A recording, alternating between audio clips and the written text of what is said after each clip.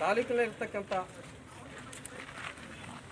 ದಲಿತರಿಗೆ ಸಂಬಂಧಪಟ್ಟಂಥ ಮೂಲಭೂತ ಸೌಕರ್ಯಗಳು ಇವತ್ತು ಇಲ್ಲಿವರೆಗೂ ಸಿಗ್ತಾ ಇಲ್ಲ ಅಂತ ಅನ್ನೋದಾದರೆ, ಈ ದೇಶಕ್ಕೆ ಸ್ವಾತಂತ್ರ್ಯ ಸಿಕ್ಕು 75 ವರ್ಷ ಗತಿಸಿದ್ರು ಕೂಡ ಇವತ್ತೊಂದೊಂದು ಗ್ರಾಮಗಳಲ್ಲಿ ಒಂದೊಂದು ದೊಡ್ಡಿಗಳಲ್ಲಿ ಇವತ್ತು ಕುಡಿಯೋದಕ್ಕೆ ನೀರಿಲ್ಲ.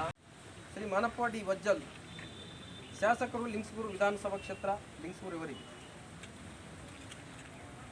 ವಿಷಯ ನಡಗಡ್ಡೆ ಸಂತ್ರಸ್ತರನ್ನು ಸ್ಥಳಾಂತರ ಮಾಡಿ ತಾಲೂಕಿನಾದ್ಯಂತ ದಲಿತರಿಗೆ ಮೂಲಭೂತ ಸೌಕರ್ಯಗಳನ್ನು ಒದಗಿಸುವ ಕುರಿತು ಮನವಿ ಪತ್ರ. ಈ ಮೇಲ್ಕಾಣಿಸಿದ ವಿಷಯಕ್ಕೆ ಸಂಬಂಧಪಟ್ಟಂತೆ ಕರ್ನಾಟಕ ದಲಿತ ಸಂಘರ್ಷ ಸಮಿತಿ ಲಿಂಗಸೂರು ವತಿಯಿಂದ ತಮ್ಮ ಗಮನಕ್ಕೆ ತರವಹಿಸುವುದೇನೆಂದರೆ, ಕೃಷ್ಣಾ ನದಿಯ ನಡುಗಡ್ಡೆಯಲ್ಲಿರುವ ಸಂತ್ರಸ್ತರನ್ನು ಶಾಶ್ವತವಾಗಿ ಸ್ಥಳಾಂತರ ಮಾಡುವಲ್ಲಿ ಇಲ್ಲಿಯವರೆಗೂ ತಾಲೂಕು ಆಡಳಿತಕ್ಕೆ ಸಾಧ್ಯವಾಗಲು ಮತ್ತು ತಾಲೂಕಿನ ಹಿರಿಯ ಅಧಿಕಾರಿಗಳಾದ ಸಹಾಯ ಆಯುಕ್ತರು ಮತ್ತು ತಹಸೀಲ್ದಾರರ ಇಚ್ಛಾಶಕ್ತಿ ಕೊರತೆಯಿಂದಾಗಿಯೇ ಈ ಸಮಸ್ಯೆಗೆ ಪರಿಹಾರ ನೀಡಲು ಸಾಧ್ಯವಾದ ಮಾಡುತ್ತಿದೆ.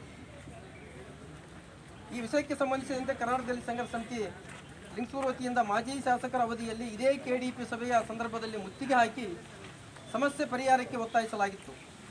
ಹಾಗೆಯೇ ಆಗಿನ ಸಹಾಯಕ ಆಯುಕ್ತರು ಹಾಗೂ ತಹಸೀಲ್ದಾರರು ಕಾಟಾಚಾರಕ್ಕೆ ಎಂಬಂತೆ ಯಳಗುಂದಿಯ ಸರ್ಕಾರಿ ಜಮೀನನ್ನು ಗುರುತಿಸಿ ಅದರಲ್ಲಿ ಸುಮಾರು 11 ಜನ ಫಲಾನುಭವಿಗಳಿಗೆ ಹಕ್ಕು ಪತ್ರ ನೀಡಿದ್ದು ಬಿಟ್ಟರೆ ಬೇರೇನು ಮುಂದಿನ ಕ್ರಮ ಕೈಗೊಂಡಿರುವುದಿಲ್ಲ. ಕಡದರಗಡ್ಡೆಯ 5 ಜನ, ಪಾದರಗಡ್ಡೆಯ 6 ಜನ, ಒಟ್ಟು 11 ಜನ ಫಲಾನುಭವಿಗಳಿಗೆ